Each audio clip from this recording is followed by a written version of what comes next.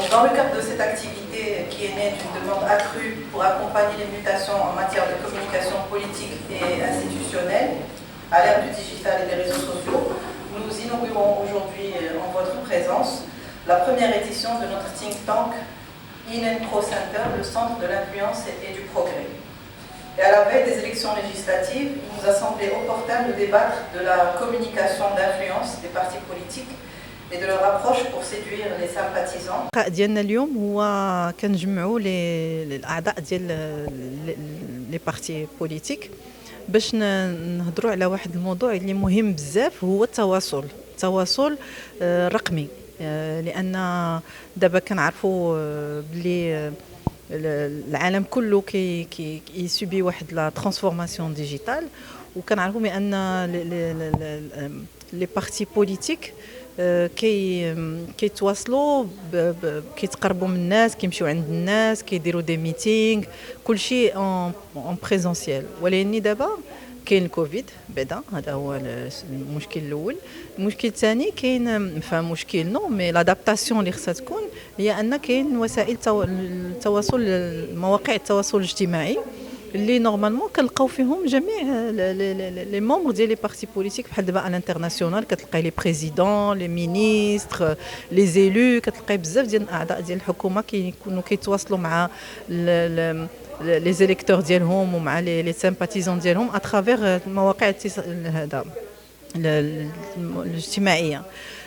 دونك حنا اليوم بغينا نعرفوا هاد لي بارتي ديالنا واش اليوم اي سو سون ادابتي، واش تاقلموا مع هاد تبدل لو شانجمون ديال لي مود دو كومونيكاسيون، او لا مازالين كيخموا بديك الطريقه القديمه. انا كنظن انهم خصهم يتادابتاو، وغادي اون فا لي انتربولي على هاد المواضيع باش نفهموا نشوفوا شنو كيديروا باش يتقربوا من لي زيليكتور ديالهم، وسورتو منهم الشباب، لان كنعرفوا ان الشباب موجودين بزاف لا طوال سور انترنيت سور لي ريزو سوسيو. دونك واش عندهم واحد الاستراتيجيه باش يتقربوا من دوك الشباب، باش يحببوا لهم السياسه وباش يقربوهم منهم وباش يتفاعلوا معاهم في هذه الظرفيه ديال لي زيليكسيون اللي جايين اللي غادي يكونوا في شهر سبتمبر ان شاء الله. هاد الاحزاب السياسيه ما غاديش يمشيو 100% في مواقع التواصل الاجتماعي، غادي يبقى لهم واحد لا بارتي اللي كيكومونيكيو مع الناس، كيتقربوا منهم دو مانيير بروكسيميتي. ولكن اليوم ما كنظنش ان كاين شي شاب اللي ما عندوش ولو غير موقع، واخا فيسبوك واخا تيك توك واخا انستغرام. ما كنظنش ان كاين شي شاب دابا ما كاينش زعما في مواقع التواصل الاجتماعي. Ou je pense que c'est aussi une façon aussi de se rajeunir.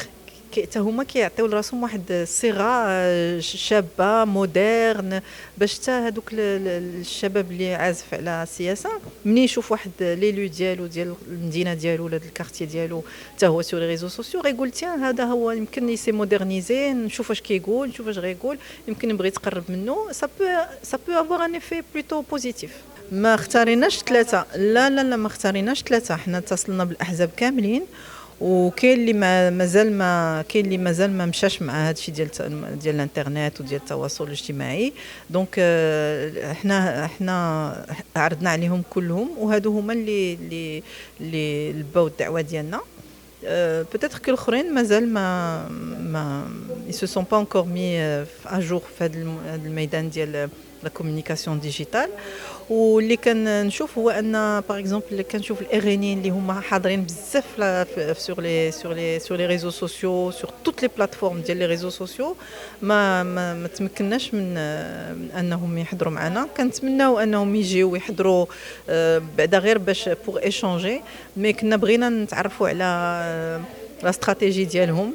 هذا هو المراد ديالنا، زعما سي كو نعطيوهم واحد الفرصه باش يتكلموا على لي ميثود دو كومونيكاسيون ديالهم وكيفاش كيبغيو يتقربوا من الشباب ومن المغاربه زعما دون مانيير جينيرال.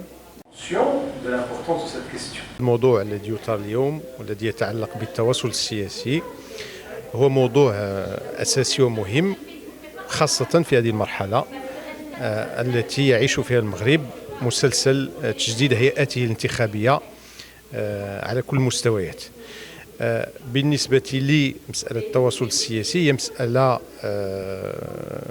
طبيعية في المنظومة السياسية وفي أي منظومة سياسية وانتخابية، لأنه لا يمكن أن نتحدث عن منظومة سياسية أو عن مشهد سياسي دون تواصل سياسي بين المواطنين من جهة وبين الهيئات والمنظمات السياسية. فهذا التواصل السياسي بقدر جودته، بقدر فعاليته، بقدر يعني قدرته على تحقيق التواصل الكامل بين الفاعلين والهيئات السياسية وبين المواطنين، تكون المنظومة السياسية بصفة عامة فعالة ومخرجاتها في المستوى من حيث قدرة المواطن على التوفر على المعلومة السياسية وحسن الاختيار السياسي والانتخابي. لأن الديمقراطية هذه هي مسألة اختيار بين برامج، بين أحزاب وبين مرشحين وأشخاص. في عمق هذا الاختيار هو قدرة المواطن على أن يحصل على معلومة واضحة، معلومة صادقة، ومعلومة تمكنه من حسن الاختيار. فأنا بالنسبة لي مسألة التواصل السياسي هي حق للمواطن في أي منظومة سياسية. بالنسبة لنا نحن في حزب العدالة والتنمية، مسألة التواصل السياسي هي مسألة يومية، لأننا نحن لاصقون بالمواطن وبالواقع. صراحة لا نبالغ في يعني تركيب وبلورة أساليب تواصلية معقدة أو مؤدى عنها بمئات الملايين من الدراهم الغد. نحن حزب قريب من الشارع، قريب من المواطن. هناك تواصل مباشر يومي يقوم به أعضاء الحزب ومنتخبوه وممثلوه، ولكن أيضا هناك بنية تواصلية يعني طورها الحزب، والحمد لله اليوم أظن أنها من أنضج وأكمل منظومات التواصل التي يعرفها المشهد السياسي والحزبي في المغرب.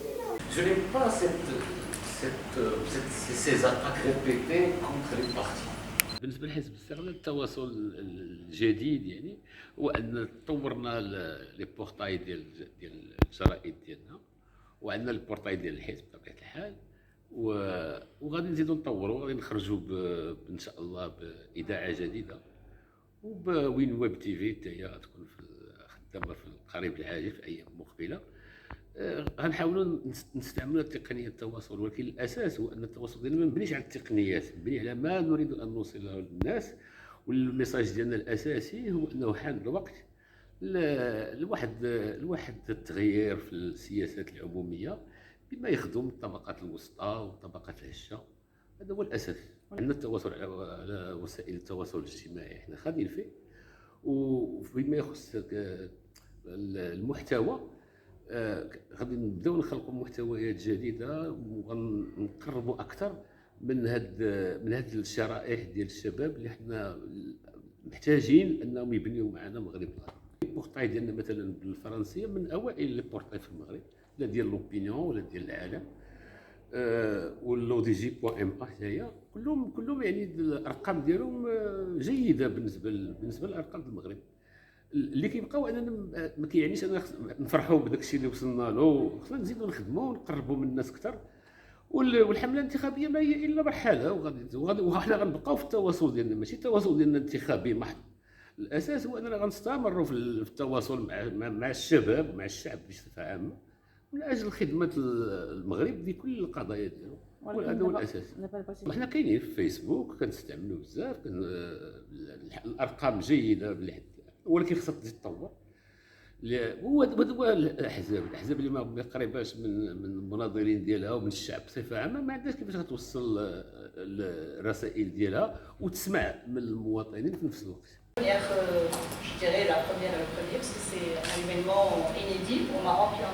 قد اليوم كان فرصة باش نتبادلوا الآراء مع الإخوان من الأحزاب الأخرى ومع الناس المهنيين ديال التواصل، ولأنه اليوم أصبح من الضروري على جميع الأحزاب أن تكون عندها واحد استراتيجية تواصلية، وسورتو دابا في العالم الرقمي مع التحول الرقمي اللي كاين دابا في البلاد، وسورتو مع الأزمة ديال كوفيد اللي خلات الأحزاب كلها أن يكون عندها حضور في العالم الرقمي.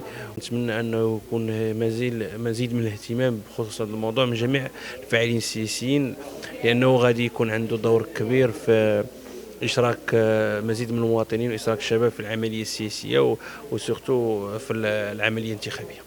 اليوم كان واحد النقاش بين التواصل الكلاسيكي والتواصل الجديد. انا كنسمي التواصل الكلاسيكي اليوم هو التواصل على العالم الرقمي، لانه اصبح يفرض نفسه في الساحه، والحزب صار معاصره عنده واحد التجربه في هذا الميدان، واظن انها ناجحه الى حدود ما، وما زال نعمل من اجل تطويرها، من اجل ان نكونوا قريبين من الشباب اللي كاينين اليوم في العالم الرقمي، وسورتو يكون عندنا تواصل يعكس الديناميه التنظيميه اللي كاينه داخل الحزب ويعكس المشروع المجتمعي ديالو. اليوم عندنا كاين تفاعل كبير في المنصات الرقميه مع الافكار ديال الحزب ومع